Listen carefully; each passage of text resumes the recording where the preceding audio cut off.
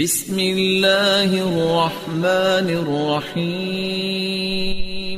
السلام علیکم ورحمۃ اللہ وبرکاتہ۔ الحمدللہ کفا وسلام علی عبادہ الذین اصطفیٰ، اما بعد۔ محترم ناظرین کرام، آج کی تراویح میں 19ویں پارے کا پیغام آپ لوگوں کے سامنے ہے، 19ویں پارے کا خلاصہ آپ لوگوں کے سامنے ہے۔ اعوذ باللہ من الشیطان الرجیم، بسم اللہ الرحمن الرحیم۔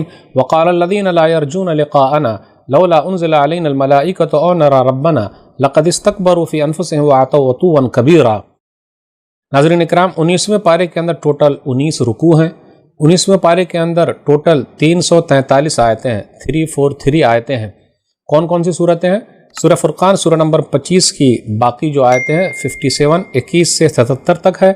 اس کے بعد سورہ شعراء سورہ نمبر 26 کی ٹوٹل 227 آیتیں ہیں 227۔ پھر اس کے بعد سورہ نمل سورہ نمبر 27 کی شروع کی 59 آیتیں ہیں۔ تو اس طرح 343 آیتیں ہو گئی۔ سورہ شعراء سورہ نمبر 26 یہ مکی سورہ ہے، اس کے اندر 227 آیتیں ہیں اور 11 رکوع ہیں۔ سورہ نمل سورہ نمبر 27 اس کے اندر 93 آیتیں ہیں اور 7 رکوع ہیں۔ لیکن 19ویں پارے کے اندر سورہ نمل سورہ نمبر 27 کی صرف 59 آیتیں ہی ہیں۔ تو آئیے لیتے ہیں سورہ فرقان سورہ نمبر 25 کی جو آیتیں باقی ہے، آیت نمبر 21 سے آیت نمبر 77 تک، یہ 19ویں پارے کے شروع میں ہے۔ تو کہا جا رہا ہے کہ جو لوگ ہماری ملاقات کی امید نہیں رکھتے، انہوں نے کہا کہ ہم پر فرشتے کیوں نہیں اتارے جاتے جب ہم آنکھ سے اپنے رب کو دیکھتے۔ یقیناً انہوں نے اپنے دلوں میں تکبر کیا اور بہت بڑی شرکسی کی۔ اب آگے یہ بیان کیا جا رہا ہے، قیامت کا دن ہوگا تو اللہ تعالیٰ ان کے عمل کو کیا کریں گے؟ وَقَدِمْنَا إِلَىٰ مَا عَمِلُوا مِنْ عَمَلٍ فَجَعَلْنَاهُ هَبَاءً مَنْثُورًا، اور انہوں نے جو بھی نیک عمل کیے ہوں گے ہم ان کی طرف متوجہ ہو کر انہیں بکھرے ہوئے ذرات بنا ڈالیں گے۔ یعنی مرنے کے بعد جو ایمان نہیں لائے ان کے عمل کی کوئی حیثیت نہیں ہے، کوئی وقت نہیں ہے۔ آگے بیان کیا جا رہا ہے قیامت کا دن بہت سخت ہوگا۔ الملک یومئذ الحق للرحمن وکان یوما علی الکافرین عسیرا، اس دن حقیقی بادشاہت رحمان ہی کی ہوگی اور وہ دن کافروں پر بڑا سخت ہوگا۔ ظالم لوگ اس دن افسوس کرتے ہوئے کہیں گے وَيَوْمَ يَعْضُ الظَّالِمُ عَلَىٰ يَدَيْهِ يَقُولُ يَا لَيْتَنِي اتَّخَذْتُ مَعَ الرَّسُولِ سَبِيلًا يَا وَيْلَتَىٰ لَيْتَنِي لَمْ أَتَّخِذْ فُلَانًا خَلِيلًا۔ جس دن ظالم لوگ کہیں گے اپنے ہاتھوں کو کاٹتے ہوئے کاش میں نے رسول کا راستہ اختیار کیا ہوتا، اور جس دن ظالم انسان اپنے ہاتھوں کو کاٹے گا اور کہے گا کاش میں نے رسول کا راستہ اختیار کیا ہوتا، ہائے میری ہلاکت، کاش میں فلاں کو دوست نہ بنایا ہوتا۔ پھر آگے کیا جا رہا ہے کہ رسول کہیں گے وقال الرسول یا رب ان قوم اتخذوا هذا القرآن مہجورا، میرے رب بے شک میری قوم نے اس قرآن کو چھوڑ دیا تھا۔ اب آگے یہ بیان کیا جا رہا ہے قرآن کریم کو ہم نے ایک ہی دفعہ نازل نہیں کیا، اللہ کا فرمان ہے، بلکہ کئی سالوں میں، لگ بھگ 23 سالوں میں اللہ نے اتارا ہے تاکہ آپ کے دل کو مضبوط کر دیں۔ پھر آگے بیان کیا جا رہا ہے قوموں کے واقعات ہیں، قوم نوح، قوم عاد، قوم سمود، اصحاب رس، کنویں والے اور دوسرے اور بھی ہیں۔ اللہ نے مثالیں بیان کر دی، وَكُلًّا ضَرَبْنَا لَهُ الْأَمْثَالَ وَكُلًّا تَبَّرْنَا تَتْبِيرًا، مثالیں بیان کی اور بالکل تباہ و برباد کر دیا ہے۔ جو لوگ اپنی خواہشات نفسانی کے حساب سے چلتے ہیں ان کی حالت کیا ہے؟ أَرَأَيْتَ مَنِ اتَّخَذَ إِلَٰهَهُ هَوَاءَ أَفَأَنتَ تَكُونُ عَلَيْهِ وَكِيلًا، کیا آپ نے اس شخص کو دیکھا جس نے اپنی خواہش نفس ہی کو اپنا معبود بنا لیا ہے؟ تو کیا آپ اس کے ذمہ دار ہو سکتے ہیں؟ جی نہیں ہو سکتے۔ پھر کہا جا رہا ہے کہ آپ اپنے رب کی قدرت کی طرف دیکھیے، کس طریقے سے سائے کو لمبا کرتا جاتا ہے اللہ۔ سائے دیکھ لیجئے لمبا ہوتے رہتا ہے، کسی کا بھی سایہ شیڈو کتنا لمبا اللہ کرتا ہے۔ پھر اس کے بعد تذکرہ ہو رہا ہے سورج کا، پھر اس کے بعد رات اور دن کا۔ وَالنَّوْمَ سُبَاتًا، اور اللہ تعالیٰ نے رات کو لباس اور نیند کو آرام کا ذریعہ بنایا ہے۔ وَهُوَ الَّذِي جَعَلَ لَكُمُ اللَّيْلَ لِبَاسًا وَالنَّوْمَ سُبَاتًا وَجَعَلَ النَّهَارَ نُشُورًا، وہی اللہ جس نے تمہارے لیے رات کو لباس اور نیند کو آرام کا ذریعہ بنایا۔ رات کو آرام اور دن کو کام، اور دن کو اٹھ کھڑے ہونے کا وقت بنا دیا ہے، یعنی دن کو کام کرنے کا وقت بنا دیا ہے۔ پھر اسی طرح اللہ رحمت کی بارش نازل کرتا ہے، مردہ زمین کو اللہ زندہ کر دیتا ہے۔ پھر اس کے بعد کہا جا رہا ہے اللہ کی نشانیوں میں سے ہے 2 سمندروں کو ملا رکھا، ایک میٹھا ہے ایک کھارے پانی کا ہے، لیکن ایک دوسرے سے ملتے نہیں ہیں، دونوں کے درمیان پردہ حائل ہے۔ وَجَعَلَ بَيْنَهُمَا بَرْزَخًا وَحِجْرًا مَّحْجُورًا، دونوں کے درمیان ایک پردہ ہے اور مضبوط آڑ ہے، یہ اللہ نے بنا دیا ہے۔ اور اللہ کے علاوہ جس کی لوگ پوجا کرتے ہیں وَيَعْبُدُونَ مِن دُونِ اللَّهِ مَا لَا يَنفَعُهُمْ وَلَا يَضُرُّهُمْ وَكَانَ الْكَافِرُ عَلَىٰ رَبِّهِ ظَهِيرًا، اور وہ اللہ کے علاوہ ایسے لوگوں کی عبادت کرتے ہیں جو نہ انہیں فائدہ پہنچا سکتے نہ نقصان۔ کافر اپنے رب کے خلاف شیطان کا مددگار ہے۔ پھر آگے کہا جا رہا ہے وَتَوَكَّلْ عَلَى الْحَيِّ الَّذِي لَا يَمُوتُ، آپ اپنے زندہ اللہ ہی پر بھروسہ کیجئے۔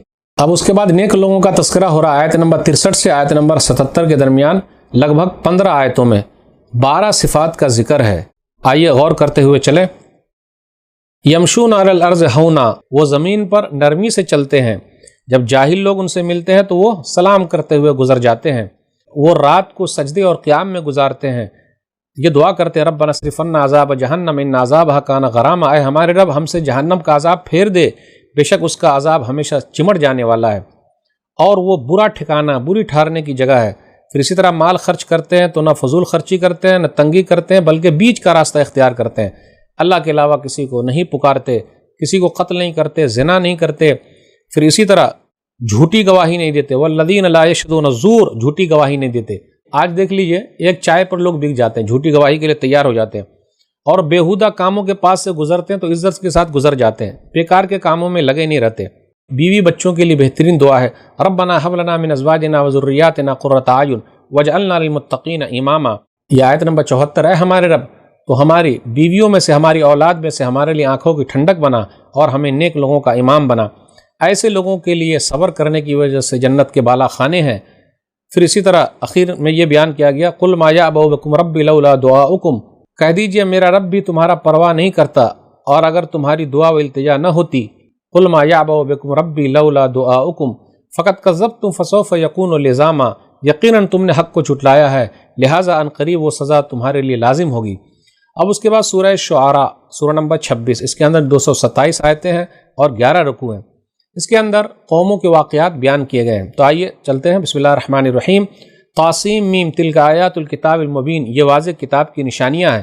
لعلک باخع نفسک الا یکونوا مؤمنین، اے نبی صلی اللہ علیہ وسلم شاید کہ آپ اپنے آپ کو ہلاک کر دیں گے اس غم سے کہ وہ لوگ ایمان نہیں لاتے۔ تو یہ ایک داعی کا جذبہ ہونا چاہیے کہ سب لوگوں کے لیے فکر رکھے کس طریقے سے لوگ جہنم سے بچ جائیں۔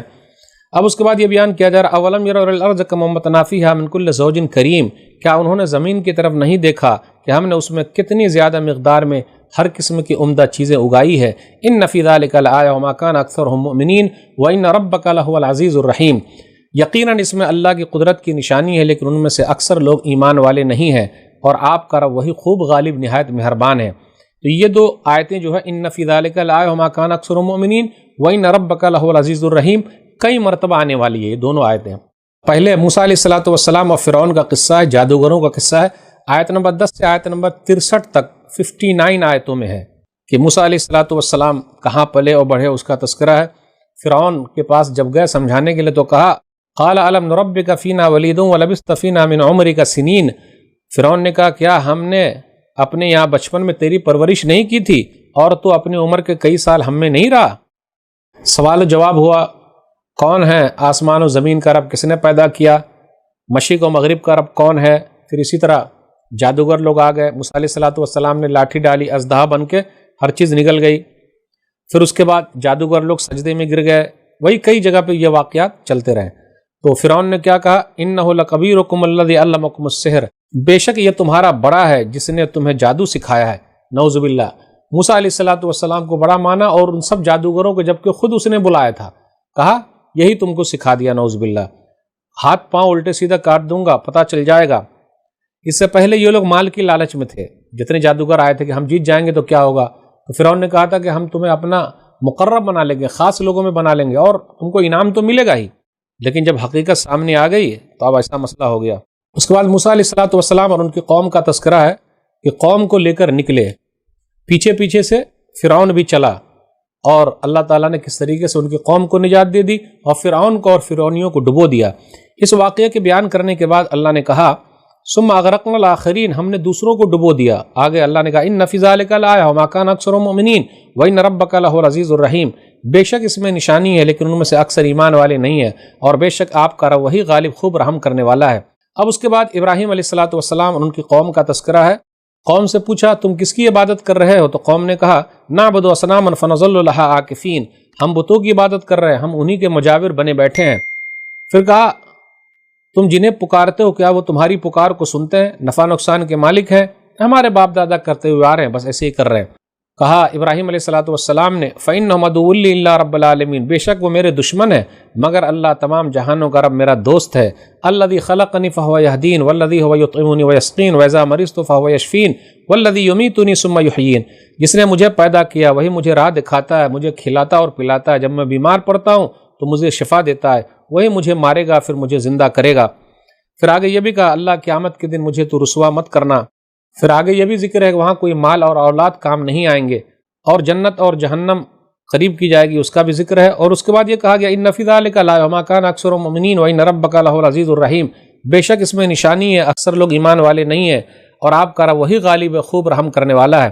اب اس کے بعد نوح علیہ الصلوۃ والسلام ان کی قوم کا تذکرہ، کذبت قوم نوح المرسلین، نوح علیہ الصلوۃ والسلام کی قوم نے رسولوں کو جھٹلایا۔ ان لوگوں نے تو ایک ہی رسول کو جھٹلایا تھا، گویا ایک کو جھٹلانا سب کو جھٹلا دینا ہے۔ انہوں نے کہا فاتقوا اللہ واطیعون، اللہ سے ڈرو میری اطاعت کرو۔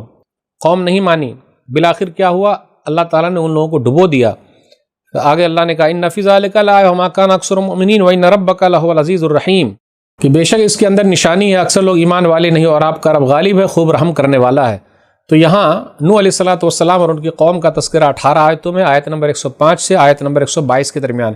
اس سے پہلے ابراہیم علیہ الصلوۃ والسلام اور ان کی قوم کا تذکرہ ہے لگ بھگ 35 آیتوں میں، 69 سے آیت نمبر 104 تک۔ اب اس کے بعد قوم سمود کا تذکرہ ہے آیت نمبر 141 سے آیت نمبر 159 تک، 19 آیتوں میں ہے۔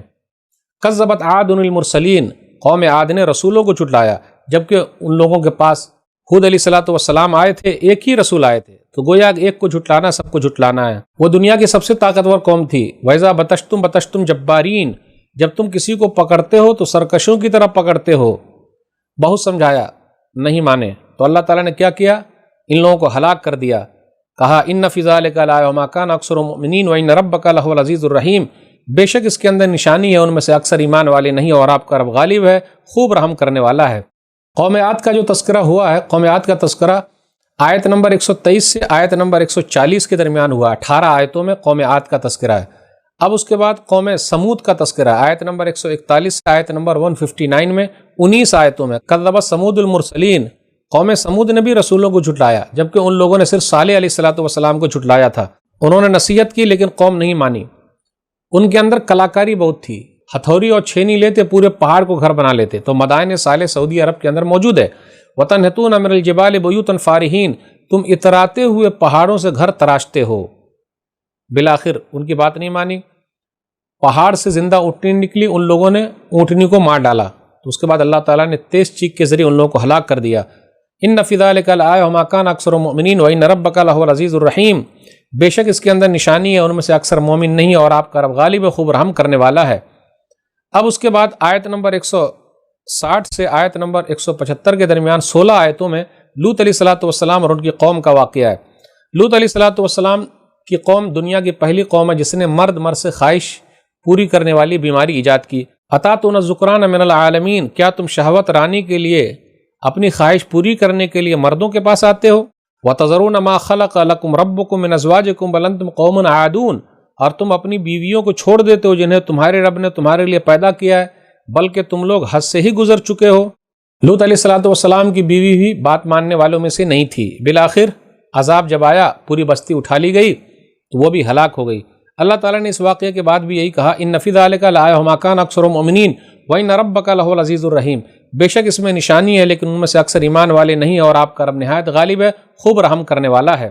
اب اس کے بعد آیت نمبر 176 سے آیت نمبر 191 کے درمیان 16 آیتوں میں شعیب علیہ الصلوۃ والسلام اور ان کی قوم کا تذکرہ ہے۔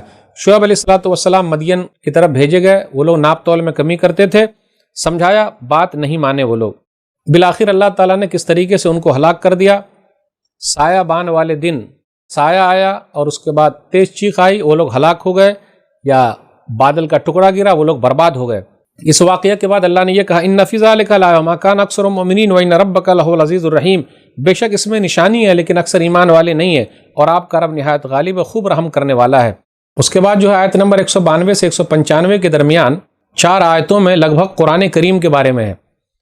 وَإِنَّهُ لَتَنزِيلُ رَبِّ الْعَالَمِينَ نَزَلَ بِهِ الرُّوحُ الْأَمِينُ عَلَىٰ قَلْبِكَ لِتَكُونَ مِنَ الْمُنذِرِينَ بِلِسَانٍ عَرَبِيٍّ مُّبِينٍ، بے شک یہ قرآن رب العالمین کا اتارا ہوا ہے، روح الامین اسے لے کر آئے ہیں، یعنی جبریل امین، اے محمد صلی اللہ علیہ وسلم آپ کے دل پر، تاکہ آپ ڈرانے والوں میں سے ہو جائیں۔